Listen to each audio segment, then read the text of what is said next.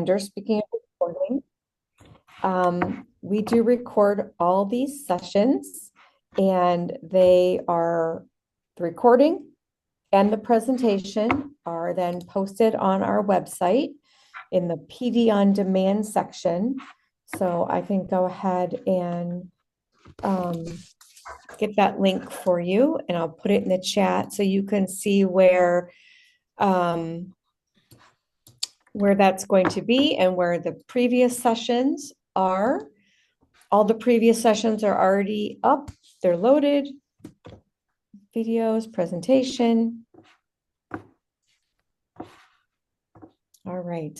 You can always grab the slides too. We upload the slides. So if you just want to read through the slides and see if you're missing anything, you can do that. Or I know some of you are in your car and you're listening and maybe you're like, did I catch that? There's a piece that I'd really like to listen to again. You could just pull up the slides and look through the slides. So, so we upload the slide presentation and the video. So please go ahead and sign in. Thank you for coming. Got a good group today, Jen. I know, we're over almost 25 people. That's fantastic. That's on this day that looks like snow. I know. I guess it's winter. We have to accept the fact that winter is here. All right. Well, thanks for joining us. I'm Jennifer Heim, SST2 Assistant Director, Melissa Wagner, Post-Secondary Transition and Special Education Consultant. So we, like we said, today's topic is the IEP Section 5, all about goals and objectives. And just a quick reminder, so please mute yourself, because a lot of that background noise can really interfere. So thanks for muting.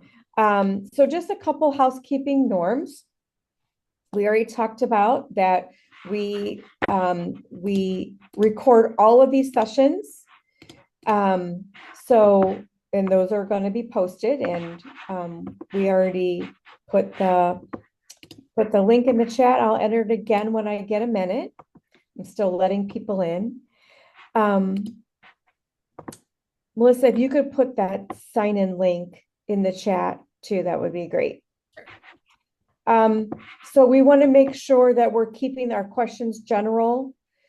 We're not going to, we don't want to mention any specific scenarios or districts or teachers or for sure students. Respect each other's views and perspectives and do your best to stay engaged. We know how difficult it is to be on Zoom, but we're going to keep this moving along so that hopefully, you'll be able to stay engaged. So go ahead and go to the next slide, Melissa. And, here's your SST special education lineup. Kristen Fazio is our director. As I said, I'm the assistant director. Courtney Seaman is our early childhood consultant. If you have any questions regarding anything early childhood, she is your go-to. And then Melissa Wagner, our special education consultant, also post-secondary transition. So if you have any questions, we've already covered Section 5 of the IEP and IEP happy hours. Those are posted. However, if you have any questions, feel free to reach out to Melissa about any of those.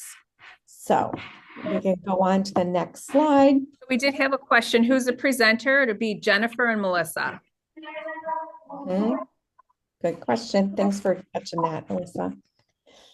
Okay, and let's go on to our very next slide. There we go. All right.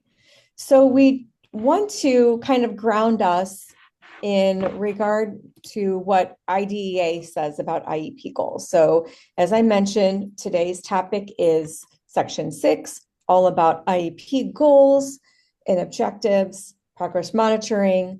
But we want to ground ourselves in what does IDEA say about IEP goals. So we know that each child's individual education program must contain these pieces. So a statement of measurable annual goals, including academic and functional goals designed to meet the child's needs that result from that child's disability, to enable him or her to be involved in and make progress in the general education curriculum. So if that sounds like specially designed instruction to you, there's a good reason for that. So those goals are going to set that up in order to be able to provide special design instruction. And then also it goes on talking about students who take the alternate assessment, that those alternate assessments are related or aligned to the academic achievement, alternate academic achievement standards, and that they would have a description of benchmarks or short-term objectives. So we'll go on and talk a little bit more about that in a couple minutes. All right, so first, before we start talking about goal writing in section 6, I wanted to bring up this 2017 Supreme Court decision. So it started actually in 2015, and the case is Andrew F. versus Douglas County School District. And this is a school district in Colorado. And so this is a case about a student with autism who attended public school, Douglas County School District. And the parents felt that the student wasn't making adequate progress, that the IEP wasn't designed rigorously enough so that the student could make adequate progress. A lower court said that it's okay if you're merely doing a little bit more than minimum, which is there's some Latin in there, but basically the translation is the lower court said that they applied that rule of as long as we're doing more than minimum, that minimum standard. So go ahead onto the next slide, Melissa. And so the parents, kind of wanted to continue about that and thought that some educational benefit wasn't enough, and that the 10th Circuit should adopt a higher standard, has been done in other circuits.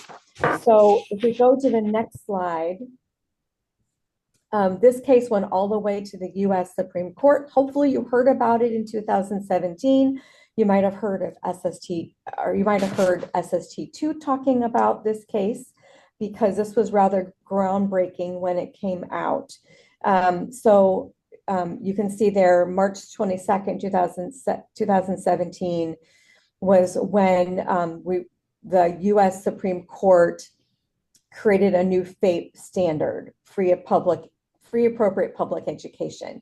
If you could go back, yeah. So basically what the Supreme Court said was that in order for a school district to meet its obligation under IDEA, the school must offer an IEP reasonably calculated to enable a child to make appropriate progress in light of the child's circumstances. So if we think back to that first slide we showed that talked about that the IEP,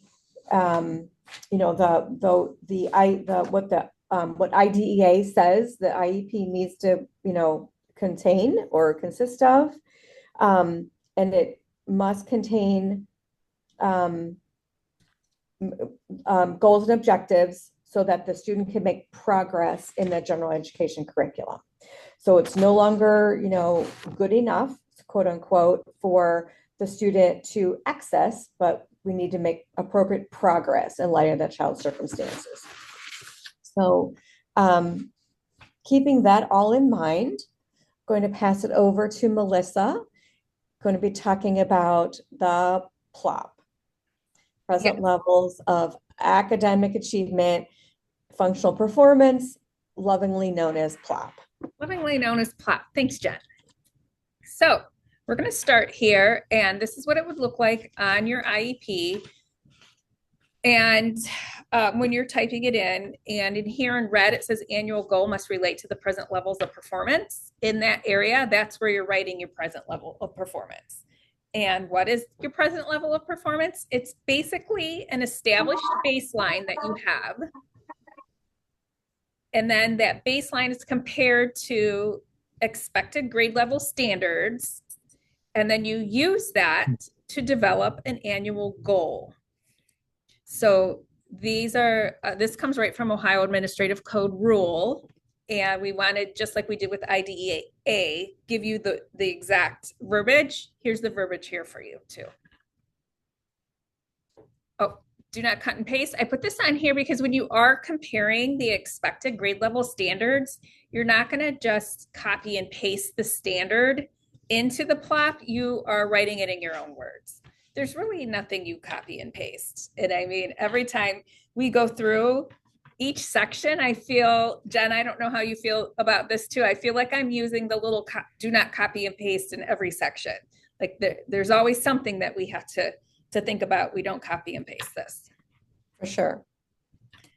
So creating the present levels, like I said before, it's a baseline.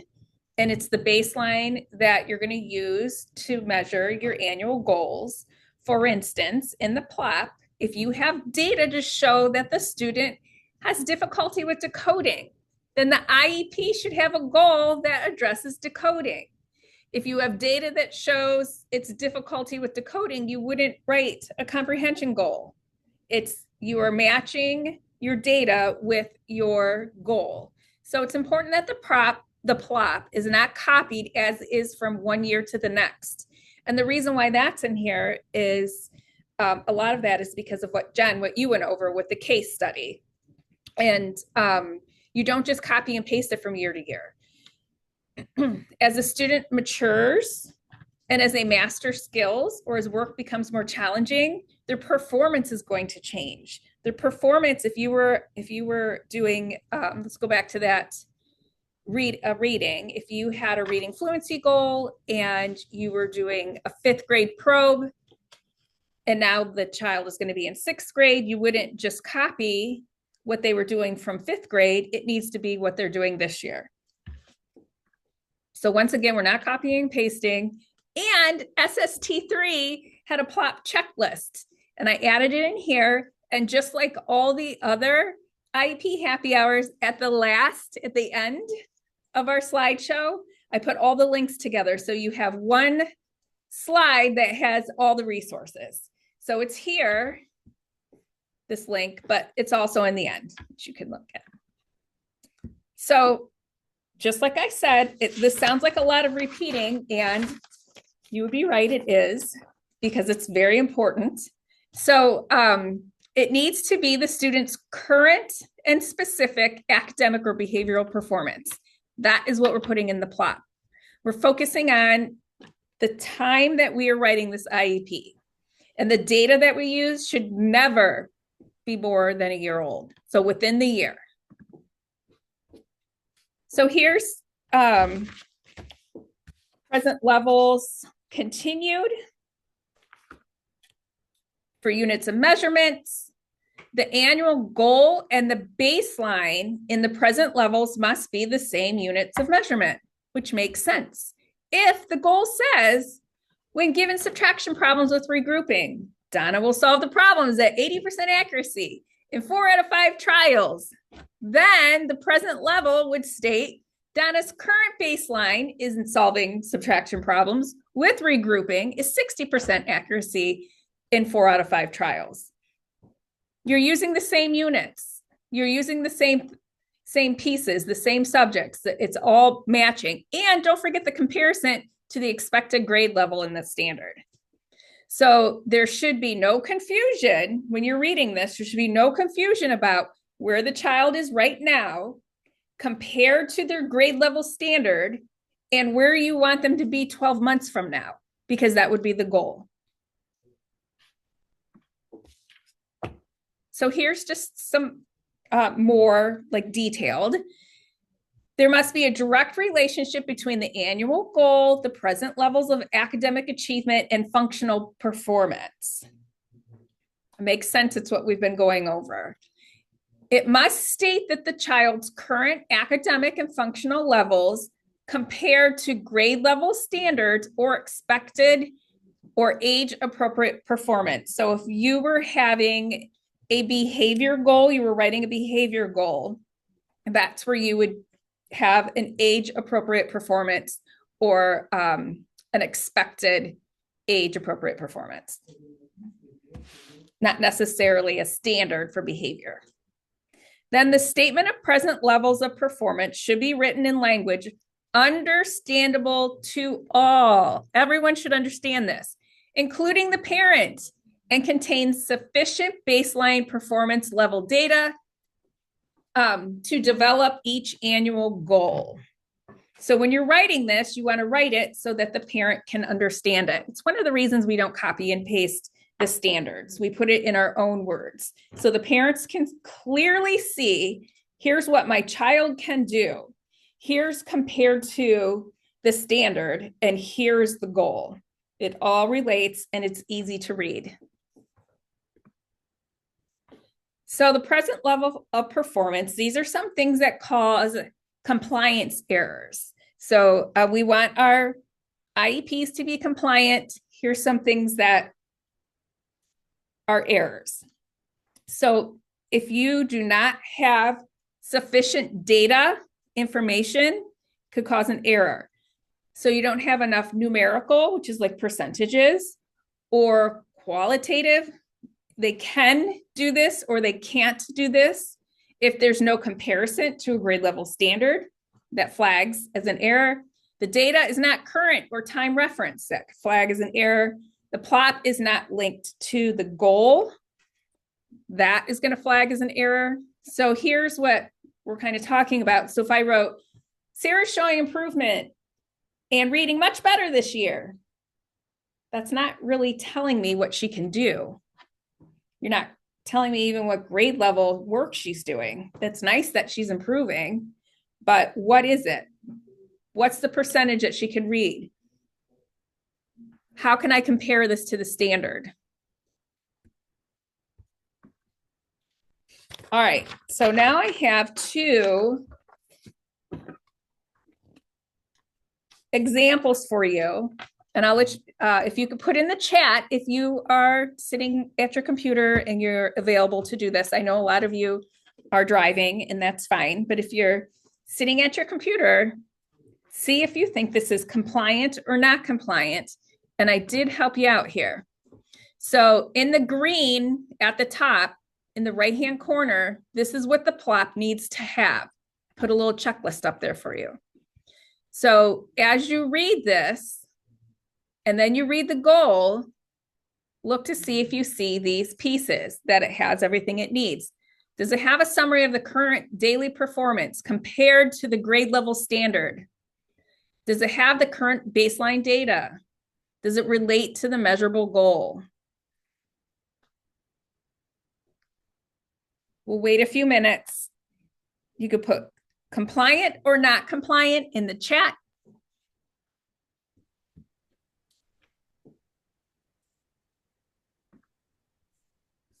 I see a couple non-compliant comments coming in the chat. Yeah.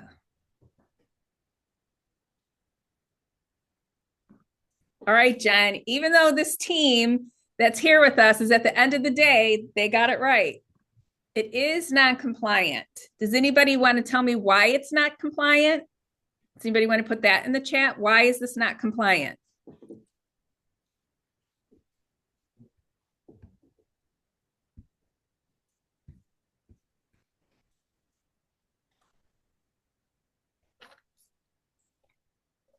No actual data. It's not giving grade level data. The units of measurement are not the same. Comparison to same age peers is not evident. No data, subjective terms, doing very well.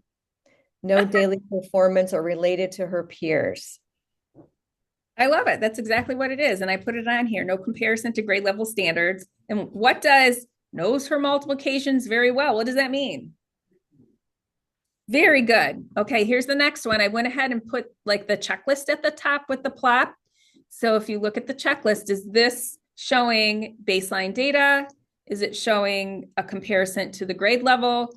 And is it matching with our goal? And you could just write compliant or non-compliant again into the chat.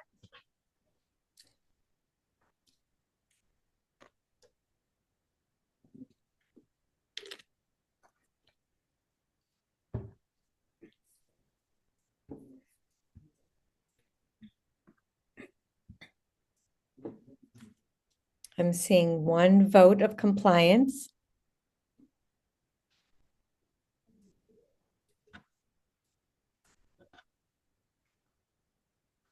And another, and another.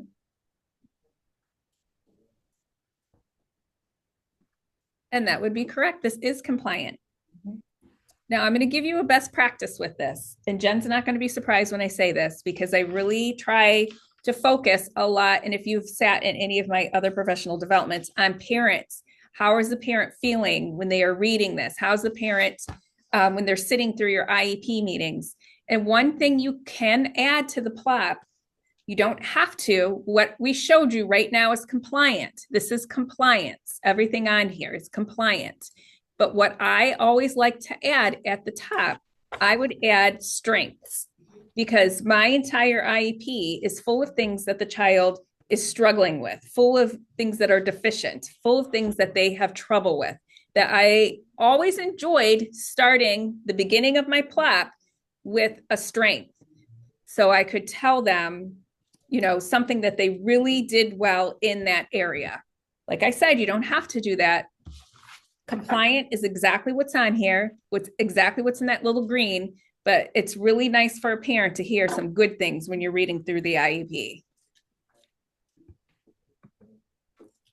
Jen? I'm gonna pass it back to you. There's a question in the chat. Okay. Should the goal say name rather than identify for clarity? So if we go back one slide, maybe. Well, identify 80%. I think that if I'm, I think Okay. either one would be fine, but your suggestion of putting name might be more clear to the parent.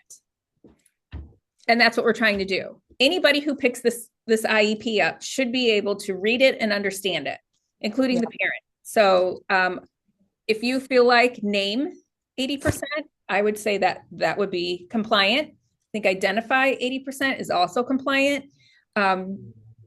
Just think about what would you think that would be best for the parent? Because either way, you're still saying what you want them to do, and it would be compliant because it is the 80%, 2 out of 4 trials. You have your pieces, your 3 pieces you need for your goal, but that was a really good question. I think you could do either. Yeah, you bring up a really good point, Angela. So like Melissa said earlier, we want to align everything, right? So the baseline data, what we're talking about in the baseline data would then align. So probably this is compliant, but as Melissa just said, best practice would to have it 100% aligned. So in the, you know, in the grade level standard comparison, it says students are expected to name and recognize, right? So what that means to me is that that would be an expressive and a receptive understanding of upper and lowercase letters, right? Be able to name them and be able to point, as you said in the comment. And then in the goal, we're asking her to identify, which could be kind of vague, right? We could identify that verbally, or we could identify that through pointing. So good catch. All right. Yes, nobody's sleeping. It's the end of the day. Everybody's sharp. I know. It's great. All right, go ahead to the next slide. There you go. Okay. So we wanted to share this visual chart with you. And, you know, this just kind of is that precursor to the next part we're going to talk about writing goals. So this all kind of ties together with what Melissa and I were saying at the beginning of this session.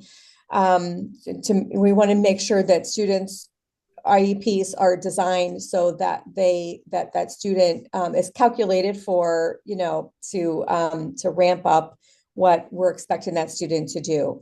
So we want to make sure that first we're identifying the skill or the content area of difficulty, and that should be at the grade level or age expectation of that student. Find that corresponding standard, determine that learning outcome, write the IEP goal, and then align instruction to the IEP goals. So there's some help language at the bottom. Again, we will, this presentation will be posted, plus I'll also put the link in the chat again so that you have that. I know a couple of people have hopped on the last couple of minutes and won't have access to that. So I'll put that back in the chat in just a minute when I get a chance. So go ahead to the next slide. So Office for Exceptional Children has streamlined their guidance around the elements of a measurable goal. If you've been around the block a little bit, you might have seen more elements, but they've streamlined them to 3, being the clearly defined behavior, the condition under which that behavior will occur, and the criteria used to evaluate the performance. So go ahead and go to the next slide. So we're going to talk about those 3 in a little bit more detail. So the clearly defined behavior is that specific action that student is expected to perform. Keep in mind that that behavior should be one specific skill. And I know that when OEC looks at IEPs, this is one of those things that they're going to be looking for, right? So we're not blending skills such as decoding and fluency into one goal, as those are 2 very different skills. One way to make sure that we're not blending skills is having one verb in each goal, and having only one verb in each goal. And then to Melissa's point earlier, is that avoid using those broad terms like targeted math skills or targeted reading skills. OEC stance is those terms are very vague, right? We don't know what those math skills are. So we want to make those clear so that parent or anyone picking up the IEP would be able to read it. So let's say if that you wrote the IEP and that student moves to another school district or out of state, that could cause some gaps for that student if that isn't written very clearly. And I'm sure, those of you who are intervention specialists on this call and are experiencing receiving an IEP that might come from a different district or a different state, you might be on the receiving end of that very vague language. So make sure it's clear and concise and specific. All right, let's go on to the condition. So the second element is the condition in which the behavior will occur. And that condition is defined as the situation, the setting, or what materials would be given to kind of set that up in which the behavior is to be performed. So we know that we need to use grade level material, and that needs to be specifically defined to that expected grade level. Even if that student is accessing the extended standards, whether they're taking, if they're taking the alternate assessment, we're still using the extended standards aligned to their expected grade level. Okay, and then the criteria used to evaluate performance. So here we're talking about the criteria is that level the student must demonstrate for mastery. and the number of times that skill or behavior must be demonstrated to be considered proficient. So an example sometimes is 80%. Sometimes we just really perseverate on 80% when we write IEPs, or 4 out of 5 trials. So that annual goal and the baseline in the present level must be stated in that same unit of measurement. And I think Melissa also said this earlier, that everything needs to align. So if we're saying in the present level that the student is able to perform a skill at 60% of the time, right? We need to stay with that percentage in that goal, right? So here's an example. When given subtraction problems with regrouping, Donna will solve the problems at 80% accuracy in 4 out of 5 trials. Then the present level would state that Donna's current baseline is in solving subtraction problems with regrouping. So we make sure that we're comparing, an old phrase is we're comparing apples to apples, right? So again, we're avoiding using vague terms such as increase or decrease with a baseline or target of acceptable performance. Okay, go on to the next slide, Melissa. And the criteria used to evaluate the performance. So we're talking about that level that student must demonstrate for mastery. It might be a number of times that skill or behavior must be demonstrated. And we want everything to align. So that same unit of measurement and criteria that we used in the PLOP, we're using the same in the, we're going to use the progress report that we're going to use to evaluate the performance and avoid those vague terms. And I think we just talked about that. So we're going to, that is going to be written, it must be a written record to support this method of data collection. If we're talking, whatever we're using in progress monitoring, we're going to be using that throughout. Okay, go on to the next slide. So the measurability of annual goals and short-term objectives. So when we think about how to measure, we want to make sure that we're choosing the correct way we're going to measure based on what that student is going to be doing. So we can measure as far as accuracy, the number of times a behavior or skill occurs correctly or accurately. The duration is the length of time or event.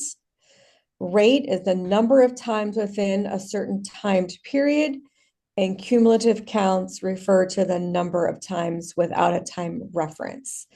So, if we're talking about, so an example could be, if we're trying to teach a student how to cross the street safely, it might not be an accuracy point of view, right? We want them to be able to do that over a length of time.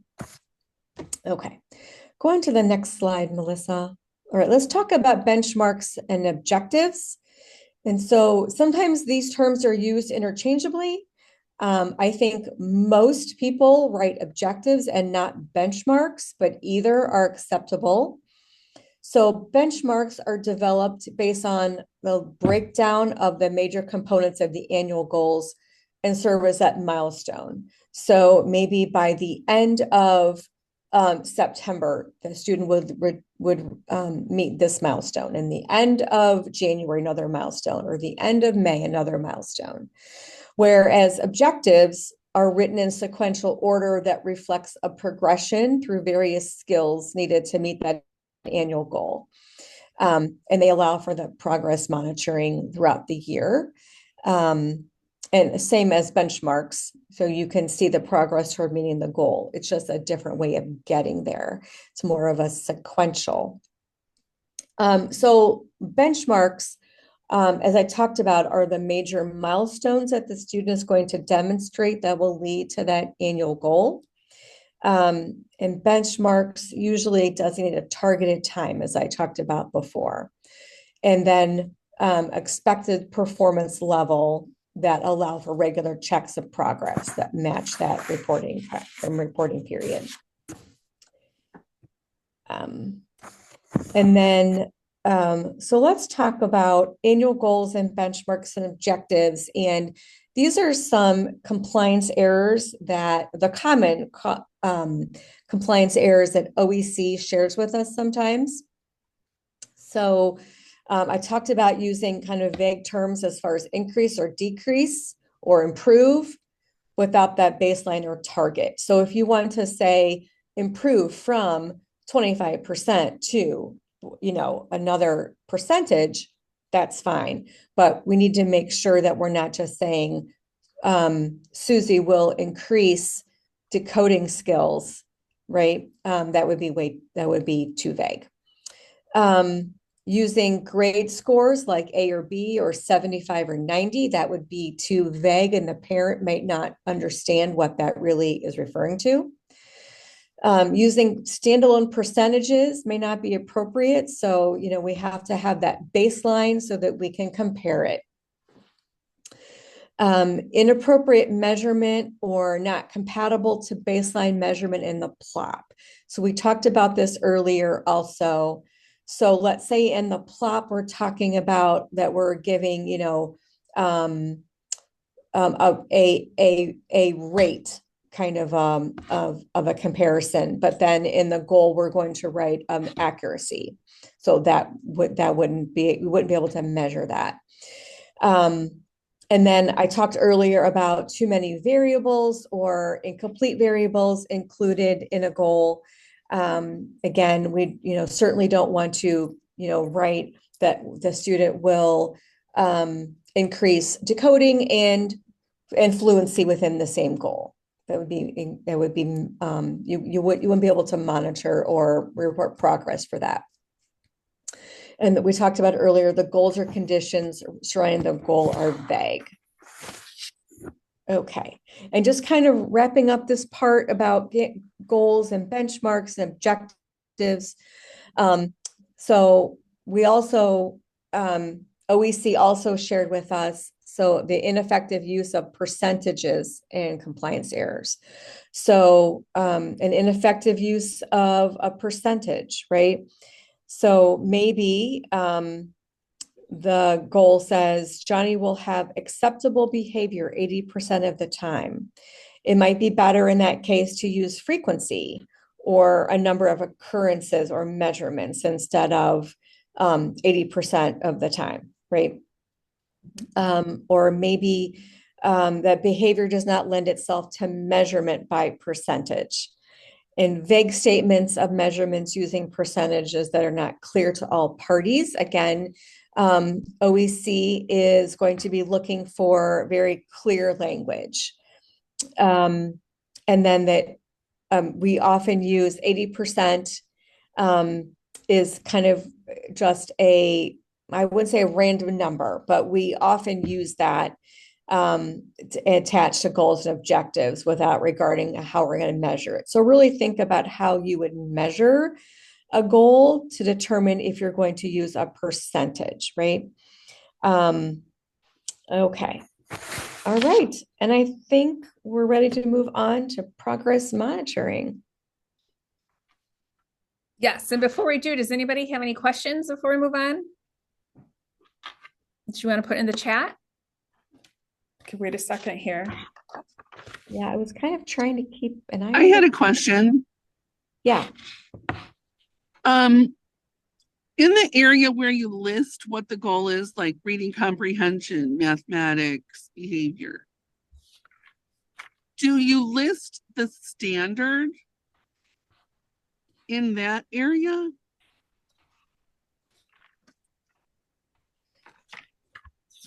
So go ahead, Melissa. So this is Cheryl, right? Cheryl, are you talking about where it says area and it's like you're just writing? Yeah, because and the then year before last, I was instructed to write like reading comprehension and then find the standard that the goal is connected to, put the standard in that box, and then in the plot, have it the parent-friendly wording. Oh, no. In the area, you just put the area.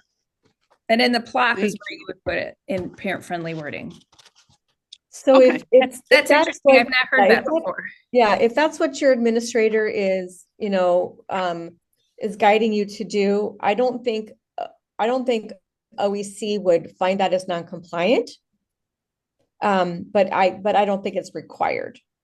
Does that help? Okay, that makes sense. Yeah, thank you so much. Yeah. There's sometimes when districts like to see that because they want to make sure they set up different things because they want to make sure that you understand that that area needs to be linked to a standard. And maybe your district likes to see it that way because when they're flipping through right away, they can see that that is matched. And just like Jen said, it's not necessary, but if you did it, it's okay. Is there anything else? I don't see Thank anything you. Yeah. You're Yeah. welcome. You're welcome. Okay, progress monitoring. So progress monitoring is used to determine if the student is making progress on the IEP goals. And if you are getting frequent data collection, you're going to know how your specially designed instruction is going. You're going to know how your accommodations are working. You're going to know how the intervention is working. If you are frequently doing this, you're going to be able to pick this out because you should see progress.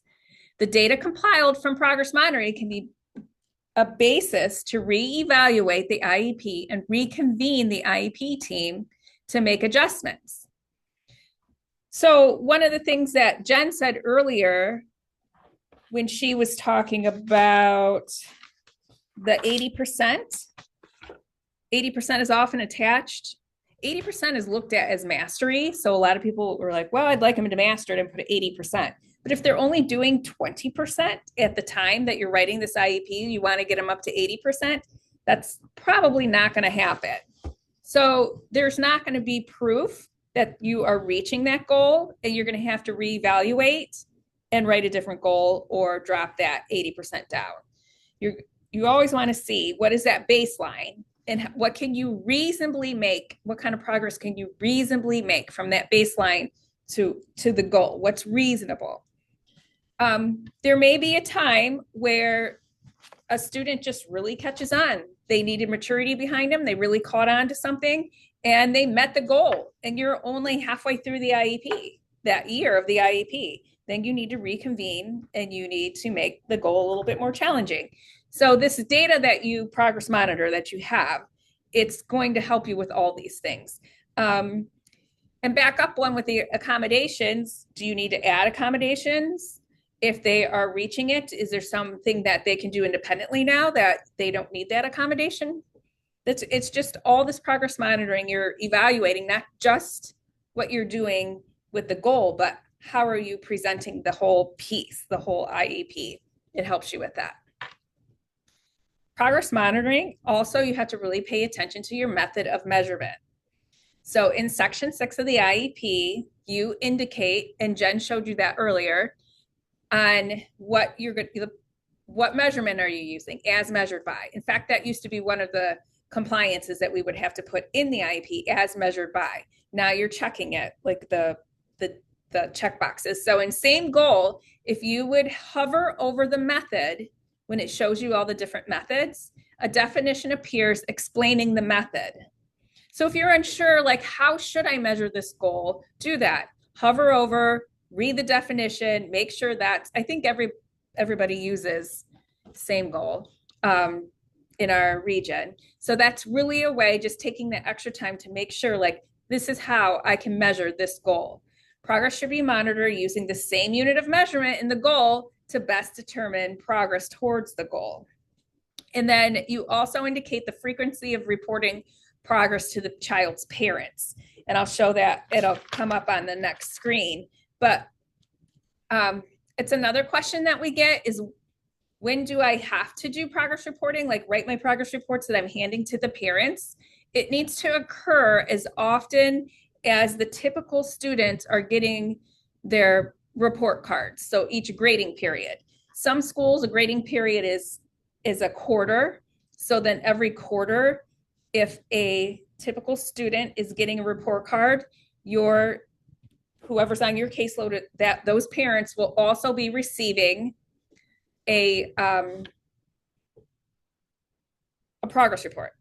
And then if it is, some schools do semester grading, and only on the semester do they give out report cards, in that a progress report would go to the parents on the semester. So anytime a typical child is getting a report card, the parent should be getting a progress report. Oh, we got somebody coming in. So here it is. This is what I was just talking about. So the methods are right here, and you're going to mark one. Can you mark more than one? Yes, you can mark more than one. But if you put 4 out of 5 trials, you have to put 4 out of 5. You have to do 5 trials of everything you check. So you really only need 1 check to be compliant. And then you'd have 5 trials of that one if your goal said 4 out of 5 trials. Here's the piece that we just talked about the reporting piece. How are you reporting this progress monitoring this to the parents? When are they getting progress reports? Every how many weeks? Are they getting them quarterly? Does your district send home quarterly report cards? So every 9 weeks? Are they getting semester report cards? So it's going to be every 18 weeks. It's however often your district is sending home report cards to typicals, you are sending home a progress report. And then just the same thing that I just said. Remember, reporting to the parents occurs for each grading period, whatever that grading period is. And then monitoring must occur throughout the grading period. So here's a progress report form. This is Form 6A.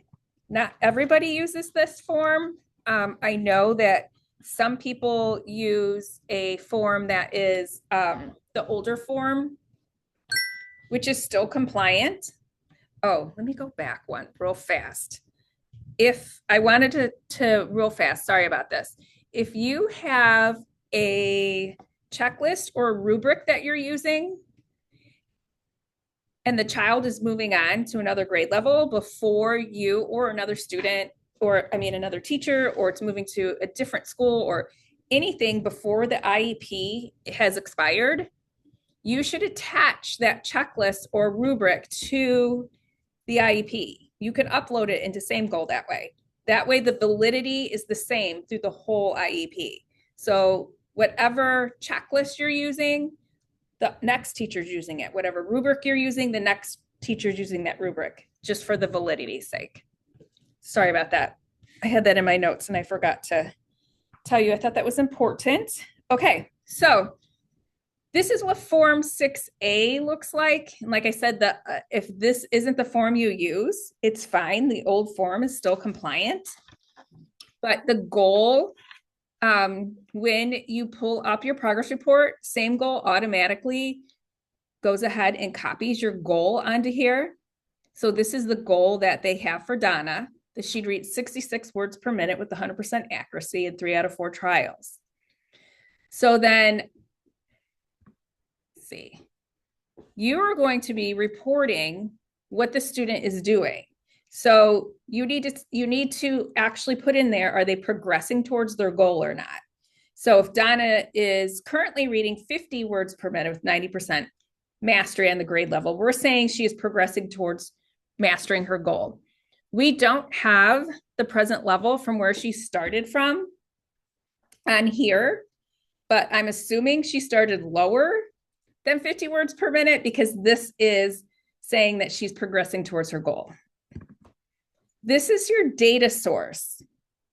Now, when I wrote my IEPs, I would always put in, and you don't have to put it in, you don't have to do it for compliance anymore, as measured by work samples. I like to put it in only because when Same Goal would propagate this, when it would pull my goal that I wrote on the IEP into my progress report, it would be on my progress report. And I liked it. I liked that I would put as measured by work samples, because then my data source would say work samples that would match what I put in my goal. You do not have to do that anymore, but if you want to, you can. The next piece is your data points. That's where you have the documentation of your progress monitoring data. When you're doing your data points and you're putting your documentation in, best practice would be to use dates. So this has 4 trials. Trial 1 happened on October 5th. She read this many words per minute, this much percentage of mastery. Trial 2 happened on October 20th. Trial 3, I always would attach a date to that. So then the parents and anybody who picked this up could see that I was progress monitoring throughout the quarter and not just a week before progress reports were due. So here we have on track. She is on track, but she did not meet her goal with the red dots on there. So we have some, just like Jen had for your IEP writing tips, we have some progress monitoring tips, and we're going to share these with you. I'm not going to read them all to you, but it's really good tips on do's and don'ts. So like use objective measures. If you're doing behavior, so behavior observation checklists are good. You want to do this frequently. You don't just want to end up doing it like, oh, it's almost the end of the 9 weeks, so this week is my progress monitoring week. You're not going to get good data that way. You want to start at the beginning of the quarter and move through the quarter and have data through your whole quarter. And like I said, that's why I always use dates with my trials, so everybody could see that my progress monitoring happened through the quarter. Here's some other things to do. Clearly identify the setting. So if you're doing, especially behavior, you want to say this is happening during reading instruction or on the playground or whatever you're doing, especially with the behavior goals. Maintain a consistent data collection schedule. That's so much easier for you, because if you front load it, anything that you can front load with being consistent and is going to help you in the long run. So, you know, like every other Friday, I am doing a reading fluency. And then use a performance criteria from the annual goals. So I feel like, Jen, they're hearing this over and over and over again. If it's 80% accuracy, you're using that. So whatever you're using for the goal, you are using for your progress monitoring. As promised, at the end, we put all some links on here. We have one link on here that talks about the court case decision, the Andrew F. versus Douglas County School District. There's a link here if you want to dive a little deeper. You're more than welcome to. There's also, I have the PLOP checklist from our friends at SST3 that I included on here. There is a measurable goal writing template that you can use if you want to, especially if you're new. It's nice to like line it up and see it on a piece of paper before on a template. You know, it's a graphic, it's basically a graphic organizer. Same thing like we use with kids with graphic organizers that have lots of pieces that helps. Then in PowerSchool this is a link from PowerSchool, how to write goals that are appropriate and achievable. I just thought you'd like to see that.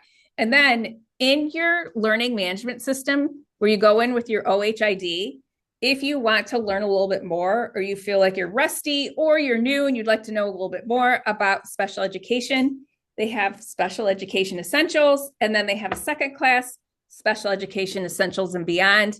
And they do give you seat hours when you take those things online, and it's all through the state. So it's all current, it's all accurate, compliant, anything that's on there that you go through for your OHID.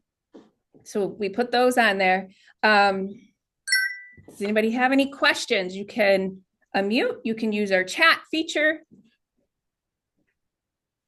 So while you're thinking about questions, I just put the link in the chat for to give us feedback for today and for future sessions. So please use that link as I said in the chat, we do read every single one of them. You may have find that hard to believe, but we really do. And we make adjustments.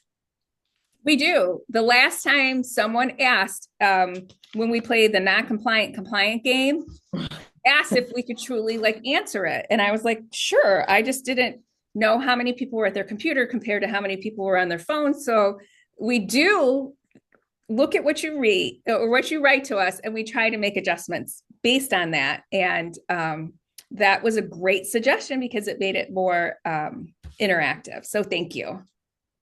Yeah. All right. Well, we're just about almost at the 4 o'clock mark. And so also keep in mind that this is our last IEP happy hour until the holiday break. Our next session is January 14th. We're going to highlight section 7. So if you're interested in that or any of the subsequent sessions, feel free to please go on our website and register. So you get the Zoom link and follow us on social media. We are all here for you. If you have any questions, feel free to reach out. So you'll see mine and Melissa's email address on the screen. So feel free to reach out. I can throw them in the chat also, so you have them a little more accessible to you. And if you want to use your phone to sign out, we have the QR code up. And if you would rather be signing out through the link, Jen has put the link in the chat. Yeah. Thanks for being here today. Yes, thank you. Thanks, Emily. Thanks, Jean. I'm seeing a lot of good comments in the chat. All right. Well, have a good holiday, everybody. Hope you get some rest and relaxation over your holiday break. Mm-hmm.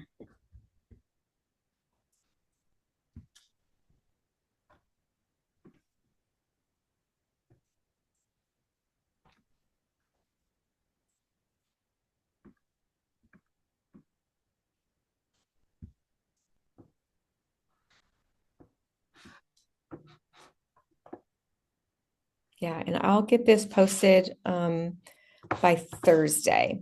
I'll have it posted on our website.